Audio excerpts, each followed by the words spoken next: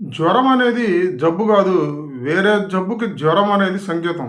మానవుడు ఉష్ణ రక్త జంతువు. మినిమమ్ మన టెంపరేచర్ 98.4 ఫారెన్‌హీట్స్ ఉండాలి. అలా కాకుండా అది పెరిగిందంటే అర్థమైంది. ఉష్ణోగ్రత పెరిగింది నీ బాడీలో. ఉష్ణోగ్రత పెరిగిందంటే ఎక్కడో ఏదో ఇన్ఫెక్షన్ ఉందని అర్థం. అంటే జలుబుకు సంబంధించిన వైరస్ నీ బాడీలో ప్రవహిస్తే నీ బాడీ టెంపరేచర్ పెరిగిద్ది. నీకేదైనా గడ్డలొస్తే దాంట్లో బ్యాక్టీరియా ఉండడం వల్ల నీ టెంపరేచర్ పెరిగిద్ది. అలాగే నీ పొట్టలో బ్యాక్టీరియా ఉంటే నీకు టైఫాయిడ్ అనేటువంటి జ్వరం వచ్చింది. అంటే నీ యొక్క టెంపరేచర్ పెరిగిద్ది. అలాగే దోమ కుట్టింది, డెంగ్యూ వైరస్ బాడీలో ప్రవేశించింది. దానివల్ల ఉష్ణోగ్రత పెరిగిద్ది. కాబట్టి వైద్యం జ్వరానికి కాదు చేయాల్సింది.